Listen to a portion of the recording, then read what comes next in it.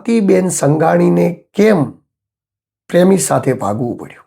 કેમ એમના પિતાએ કહ્યું કે આરતીએ મારી સાથે વિશ્વાસઘાત કર્યો છે? આ વાત સાંભળીને આરતીબેન સંઘાણીએ સોશિયલ મીડિયા ઉપર રડી પડ્યા. ત્યારબાદ હવે પટેલ સમાજ શું કરશે? સમગ્ર વિશે આપણે ડિટેલમાં જવાના છીએ, પરંતુ એ પહેલાં આપ મારી ચેનલમાં નવા આવ્યા હો તો મારી ચેનલને લાઇક, સબસ્ક્રાઈબ, ફોલો કરજો, જેથી હું આપના માટે આવા અદ્ભુત પ્રકારના વિડીયો બનાવતો રહું. મિત્રો, વાતચીત કરીએ તો આજકાલ પ્રેમ લગ્નોની બાબતે ખૂબ જ ઊંડાણપૂર્વક સંશોધન ચાલી રહ્યું છે. સંશોધન જેમ કે કિંજલ દવે વિવાદમાં આવ્યા, ત્યારબાદ આરતી સંઘાણી વિવાદમાં આવ્યા. વિવાદ મોટા લોકો ઉપર જ થાય છે. એનું કારણ છે કે ફેમસ છે. જેમના નામની ચર્ચા સોશિયલ મીડિયા ઉપર થાય તો બીજા લોકો પોતાના નામની પડાશો ત્યાં કાઢી શકે, અને આ નીકળે પણ છે. એવી વાતચીતો ચાલી રહી છે કે આંતરજ્ઞાતિ લગ્ન ન થવા જોઈએ, અને આંતરજ્ઞાતિ લગ્ન જેને કરવા હોય એને સમાજની બહાર મૂકી દેવામાં. આ ટ્રેન્ડ ત્યારે ચાલુ થયો જ્યારે સૌ પ્રથમ કિંજલ દવે લગ્ન કર્યા, અને ત્યારબાદ કિંજલ દવેને બ્રહ્મ સમાજે 5 પરગણામાંથી બહાર કર્યા. ત્યારબાદ પાટીદાર સમાજની અંદર પણ આ ટ્રેન્ડ અને માંગ ઊભી થઈ કે આરતી સંઘાણીને સમાજની બહાર મૂકો. આ બધાની વચ્ચે સોશિયલ મીડિયા ઉપર એક એવા પણ લોકો છે જે કહી રહ્યા છે કે આઝાદી હોવી જોઈએ પોતપોતાના જીવનસાથીને પસંદ કરવાની. જીવનસાથીને પસંદ કરવાની આઝાદી નહીં હોય તો વ્યક્તિને પોતાનો જીવનસાથી પણ સમાજના કીધે પસંદ કરવાનો, પોતાનો જીવનસાથી પણ કેવી રીતે પસંદ કરવાનો, આ બધા જ વિષયો ઉપર ચર્ચાઓ અત્યારે સોશિયલ મીડિયા ઉપર તેજ બની છે. એના વચ્ચે આપણે જાણવું છે પહેલાં તો કે આરતીબેન સંઘાણીની સમગ્ર સ્ટોરી શું છે. સમગ્ર સ્ટોરી જાણીએ તો આરતીબેન સંઘાણી એ સૌરાષ્ટ્ર વિસ્તારના ખૂબ જ લોકપ્રિય લોકગાયિકા છે. પરંતુ એવો લોકગાયિકા બન્યા એ પહેલાં સૌરાષ્ટ્ર પંથકની અંદર જ્યારે એમને ગાવાનું ચાલુ કર્યું ત્યારે એમની ઉંમર 15-16 વર્ષથી લઈ અને આજે એમની ઉંમર 22 વર્ષની છે, ત્યાં સુધી સતત એમના મા બાપે એમને સપોર્ટ કર્યો. એમના પિતાશ્રી કહી રહ્યા હતા કે આ લાઈન એવી હતી કે મને ઘણા બધા સગાવાલા એવું કહેતા કે આ લાઈનની અંદર દીકરીને ન મૂકતા, પરંતુ તેમ છતાં પણ મેં એમના ઉપર વિશ્વાસ કરી એને ગાવતું, એટલે એને ગાવા માટે આ લાઈનની અંદર મેં સપોર્ટ કર્યો, અને ત્યારબાદ જે થયું એ એમના માટે પણ હૃદય કંપાવી નાખે એવું હતું. વાતચીત થોડી વિગતે જઈએ ને થોડી ડિટેલે જઈએ તો એક ઇન્ટરવ્યૂની અંદર આરતીબેન સંઘાણીને એવું પૂછવામાં આવે છે કે પ્રેમનો મતલબ તમારા મતે શું છે? ત્યારે એવો કહે છે કે પ્રેમનો મતલબ મારા માટે ખૂબ પવિત્ર છે, પરંતુ પ્રેમ એવો ન હોવો જોઈએ કે જેમાં પોતાના મા બાપને પણ આપણે દુઃખી કરીએ. આ વાતચીત એમને એક આપેલા ઇન્ટરવ્યૂના પોડકાસ્ટની અંદર કહી છે.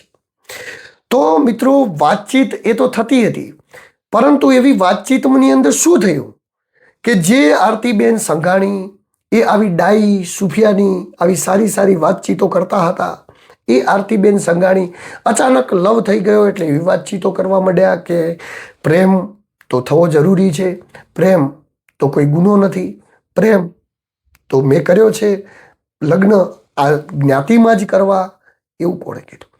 આ બધી વાતોની શરૂઆત થઈ એ પહેલાંની વાતચીત કરી દઈએ કે આ સમયની અંદર જાઓ એવો લોકગાયિકા હતા. એ જ સમયની અંદર એમના સાથે જે મ્યુઝિશિયનની ટીમ હોય છે એમાંના દેવાંગ ગોહિલ જેવો તબલાવાદક છે એમના કોન્ટેક્ટમાં એવું આવે છે. કારણ કે કોઈ પણ લોકગાયિકા જ્યારે ગીત ગાતા હોય છે ત્યારે જે વાજિંત્ર વગાડવાવાળા મ્યુઝિશિયનો હોય છે કોઈ પણ, એમની સાથે તાલ મિલાવો ખૂબ જરૂરી હોય છે.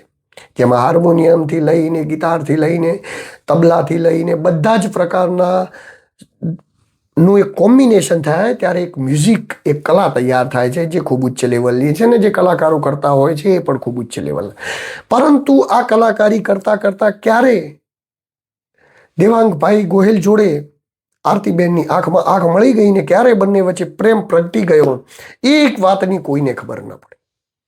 વાતચીત એવી હતી કે મા બાપને આગળ રાખીને બધું કરવું જોઈએ, પરંતુ ક્યારે પ્રેમ પ્રગટ્યો, શું થયું એ કોઈને ન ખબર પડી. ને એક દિવસ એવું બન્યું કે દેવાંગ સાથે આરતી સંઘાણી ભાગી ગયા. જ્યારે એવો ભાગ્યા ત્યારે ઘરવાળાને પણ ખબર ન હતી. એવો ગયા પોલીસ સ્ટેશનને ક્યાંક જઈને કહ્યું કે મને આ વિષય ઉપર મારી દીકરી મળતી નથી, પરંતુ પછી એક સોશિયલ મીડિયા ઉપર વિડીયો વાયરલ થાય છે, જે વિડીયો હું તમને સંભળાવી દઉં. જય માતાજી, જય ખોડિયારમાં. હું આરતી સંઘાણી અને મારા જીવનસાથી દેવાંગ ગોહિલ આ વિડીયો દ્વારા આપ સૌને અપીલ અને નમ્ર વિનંતી કરીએ છીએ કે હાલ સોશિયલ મીડિયાની અંદર જે રીલ્સ, કોમેન્ટ્સ અને પોસ્ટ ચાલી રહ્યા છે એનાથી અમને તો કોઈ વિરોધ નથી, પણ અમે બંને એકબીજાને સમજીએ છીએ, ખુશ છીએ અને એકબીજાને ખૂબ પ્રેમ કરીએ છીએ. અને પ્રેમ કરવો એ શું કંઈ ગુનો છે?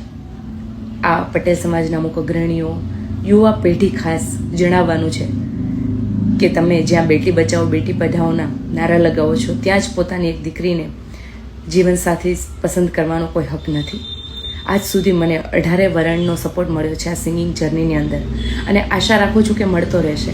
પણ અમે જે આ કાર્ય કર્યું છે એનાથી ઘણા લોકોને દુઃખ થયું છે અને પોતાની લાગણી દુભાણી છે, તો એનાથી હું દિલથી માફી ચાહું છું અને આશા રાખું છું કે અમારા આ આઝાદી જીવવાના હક અને અધિકારને આપ લોકો સમજશો. જય માતાજી. તો મિત્રો, આ વિડીયો તમે સાંભળ્યો.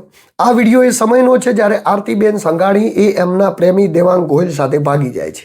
ત્યારબાદ સમગ્ર પાટીદાર સમાજની અંદર રોષ ભરાય છે. સોશિયલ મીડિયા ઉપર ઢગલો કોમેન્ટો થાય છે અને ઢગલો કોમેન્ટો થયા હતા. પાટીદાર સમાજની એક ઝુંબેશ ચાલે છે કે આપણે પણ બ્રહ્મ સમાજની જેમ આરતીબેન સંઘાણીને બહાર કરીએ.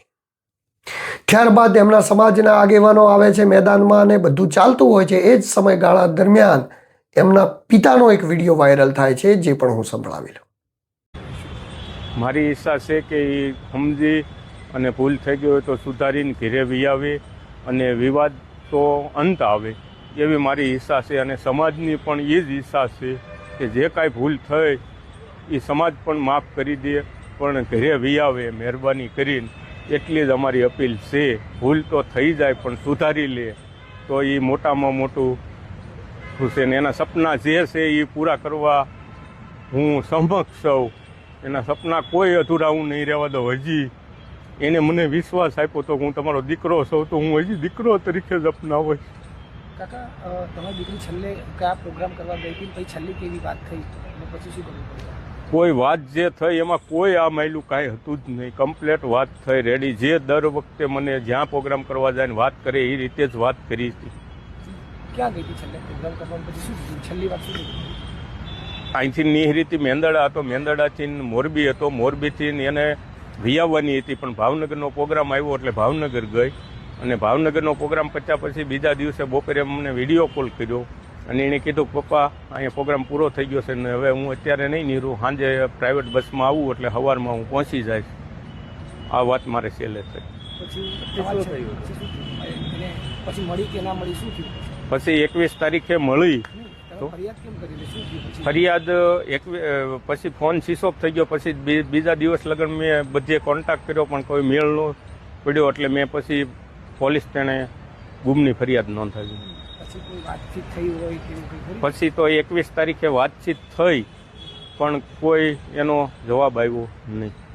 તમે પરિવારથી વિમુખ થઈ ગઈ, એટલે કે સમાજથી સામે પડીને દીકરીને પણ તમે સ્વતંત્રતા આપી. આજે કેટલો વિરોધ હતો તમે છતાં તેનો સપોર્ટ બન્યા? મેં એને 2 વખત વિરોધમાં પણ પાછો વિશ્વાસ આપ્યો હતો અને એને મને વિશ્વાસ આપ્યો હતો. આજ એને મારી માથે વિશ્વાસઘાત કર્યો. હજુ પણ તમારી શું અપેક્ષા છે? હજી એ મારો દીકરી જ છે. હજી ભૂલ એની હું બધી માફ કરી દઉં એ વિયાવે ઘરે, અને હજી એના સપના એ જે છે એ પૂરેપૂરા જ હું કરવા સમક્ષ છું. એક આખી સવાલ એ કે આજે સરકાર સમક્ષ તમામ લોકો એવી અપેક્ષા કરી રહ્યા છે કે પ્રેમ લગ્નમાં માતા પિતાની સંમતિ જરૂરી છે. શું માનો જવાબ? હા, એ જરૂરી જ છે. ગમે એ કોઈ પણ જ્ઞાતિની અંદર બધાની જરૂર જ છે.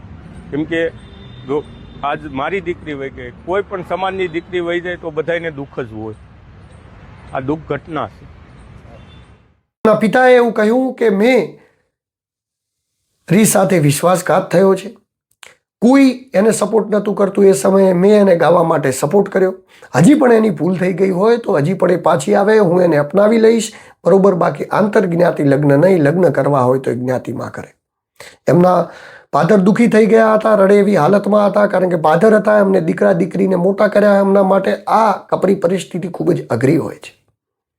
અને આ જ સમયગાળાની અંદર આરતીબેન સંઘાણીએ સતત ટ્રોલ થતા હોય છે. સોશિયલ મીડિયા ઉપર લોકો કોમેન્ટોની ભરમાર કરી દે છે અને એવું કહેતા હોય છે કે સમાજ બહારે લગ્ન કર્યા છે તો સમાજ બહાર મૂકો.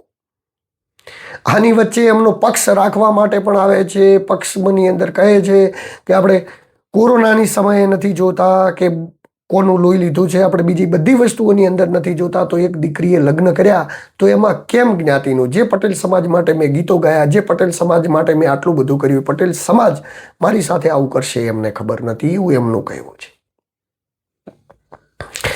પરંતુ આ બધાની વચ્ચે એવો ક્યાંક ઇમોશનલ થઈ જાય છે ને શું ઇમોશનલ થયા એ પણ હું તમને સંભળાવી દઉં.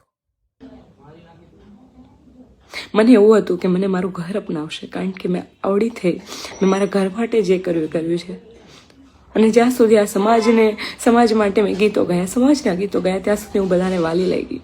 ત્યાં સુધી બધાને મારા જેવું કોઈ સારું નહોતું લાગતું. અને આજે જ્યારે એક દીકરી પોતાના માટે કંઈક વિચારે છે, એવી એક દીકરી પોતાના, મારા ઘરમાં નથી એવો માહોલ એટલે મેં ઘરે ના કીધું અને મારે આ પગલું ભરવું પડ્યું. પણ હા, જેટલા પણ સમજે છે એ લોકોને કહું છું કે ઘરમાં એવો માહોલ બનાવો કે દીકરી ભાગે નહીં, અને દીકરી તમને સામેથી કહી શકે કે મને પ્રેમ છે. પ્રેમ કરવો એ કંઈ ગુનો નથી. જો મારા બાપનો જીવ બળતો હોય તો હું પણ એક દીકરી છું અને મારામાં પણ જીવ છે અને મારો જીવ એ બળ્યો છે. આજે તમે આખા સમાજે થઈને મને ચર્ચાનો વિષય કરી નાખ્યો છે. જે લોકો મોટા જે લોકોથી થોડીક ઉમેદ હોય છે એ લોકો પણ આજે ન સાંભળી હોય, જે લોકોને વાતની ખબર જ નથી, એવી વાતો કરે છે. જ્યારે હું પટેલ સમાજમાં પરણીને ગઈ હોત અને એ દીકરો મને હેરાન કરત તો પટેલ સમાજ આવત? પટેલ સમાજનો દીકરાને તમે લોકો આવી રીતે જ વાતો કરત? કેટલી દીકરીઓ એવી છે કે જે પટેલ સમાજની અંદર પણ હેરાન થાય છે. ત્યાં જઈને વાતો કરો. હું ખુશ છું અને મારું જીવન છે, આખી દુનિયાનું નથી. હરેક વ્યક્તિનું પોતાનું જીવન હોય છે. મને તો એવું લાગે છે કે મારું જીવન લોકોનું જીવન થઈ ગયું છે હવે. આવી ઉમ્મીદો પટેલ સમાજથી નહોતી મને.